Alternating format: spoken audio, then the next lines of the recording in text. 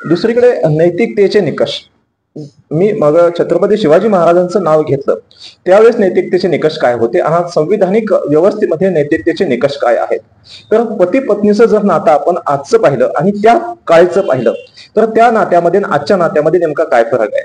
तर वैदिक संहितामध्ये विवाह म्हणजे धर्म अर्थ आणि काम यांचा समन्वय करणारी संस्था, म्हणजे त्यामध्ये मोक्ष हा जर पार्ट वगळला तर त्यामध्ये धर्म अर्थ आणि काम या तिन्ही गोष्टीमध्ये पत्नी वैदिक संहितामध्ये ही अतिशय महत्वाची बाब आहे. म्हणजे पुरुषाच्या जीवनामध्ये जर पत्नी नसेल तर त्याचा धर्म अर्थ आणि काम हा अपूर्ण आहे असं वैदिक संहितामध्ये आपल्याला पाहायला मिळेल. आता उपनिषद आणि मनुस्मृतीनुसार पत्नी ही धर्मपत्नी असं असते, म्हणजे तिथे तिला धर्मपत्नीचा दर्जा दिला जातो. तिच्या आणि पतीच्या सहवासातून ऋणमुक्ती व जीवनाचे उद्दिष्ट साध्य होते. मग ही ऋणमुक्ती काय आहे.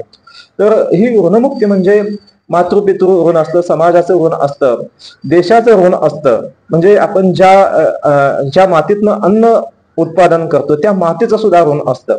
हे ऋणमुक्तीसाठी ज्यावेळेस व्यक्ती पुरुष तरुण होतो त्या तरुण वयामध्ये त्याला त्याची पत्नी जर सोबत असेल तर हे ऋण फेडण्यासाठी एक बळ प्राप्त होतं. असं हे अनन्यसाधारण महत्व ह्या पत्नीचं आपल्याला वैदिक संस्कृतीमध्ये पाहायला मिळतं. आणि जीवनाचं उद्दिष्ट हे ज्या त्या व्यक्तीनं ठरवायचं असतं. ते जीवनाचं उद्दिष्ट साध्य करण्याकरता त्याची अर्धांगिनी जी पत्नी आहे ती शेवटपर्यंत त्याला साथ देते. त्याच्यामुळे अनन्यसाधारण महत्व ह्या पत्नीचं पती पत्नीच्या नात्याचं आहे. आता शरीर संबंध हे नात्याचे केंद्र आहे का. तर मला वाटतं पती पत्नीच्या नात्याचं फक्त आणि फक्त शरीर संबंध हे केंद्र नसून ते एक भाग आहे. That's a part of life.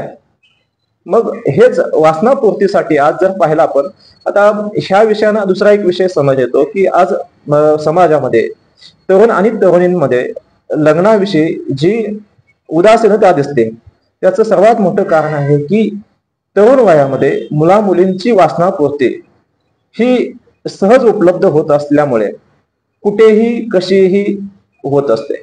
म्हणजे पूर्वीच्या काळी जर पाहिला आपण तर पुरुष आणि स्त्री म्हणजे तरुण आणि तरुणी यांची वासनापूर्ती ही नैसर्गिकरित्या लग्न झाल्यानंतरच अगदी नैतिकतेच्या निकषावरती पूर्ण होत होती असं मानलं जायचं. आता पूर्वीच्या काळी म्हणजे माझा जन्म आहे 81चा.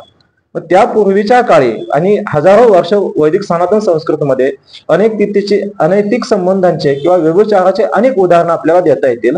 परंतु अलीकडच्या काळामध्ये जर आपण बघितलं तर ह्या सगळ्या गोष्टी म्हणजे सेक्स हा सहज उपलब्ध होतो आणि त्याचाच एक भाग म्हणजे हा वेश्याव्यवसाय. हा वेश्याव्यवसाय जर आपण बघितलं तर पावलोपावली ह्याची केंद्र शहरामध्ये, जसं मी सांगितलं की एवढा मोठा व्यवसाय ह्या देशामध्ये जर होत असेल तर ही गंभीर बाब नसून हे सहज उपलब्ध होणारा हा सेक्स असल्यामुळं अलीकडच्या काळामध्ये तरुण आणि तरुणीमध्ये वासनापूर्तीसाठी लग्न किंवा सेक्स ऑब्जेक्ट म्हणून जो एखाद्या तरुणीकडं किंवा तरुणीचा एखाद्या तरुणाकडे पाहण्याचा जो दृष्टिकोन आहे तो सेक्स ऑब्जेक्ट हा नसला पाहिजे. आणि ह्या पवित्र नातेसंबंधांचं महत्व वैदिक संस्कृतीनुसार हा कन्सेप्ट क्लिअर होणं तरुण तरुणीचा आवश्यक होता. परंतु शिक्षण व्यवस्थेमध्ये अशी सोय नाहीये आपल्याकडं आणि आजचे पालक सुद्धा एवढे त्या दृष्टीनं प्रगल्भ दिसत नाहीत. आता ह्याच्यामध्ये आध्यात्मिक आणि बौद्धिक सहजीवन हा नवरा पती आणि पत्नीचा सहजीवनाचा जो भाग आहे तो अतिशय महत्वाचा अलीकडच्या शिक्षण व्यवस्थेमध्ये नसल्यामुळे, म्हणजे सगळ्यात महत्वाचं की पती आणि पत्नीचं नातं हे आध्यात्मिक व बौद्धिक सहजीवनासाठी अतिशय मुख्य आहे.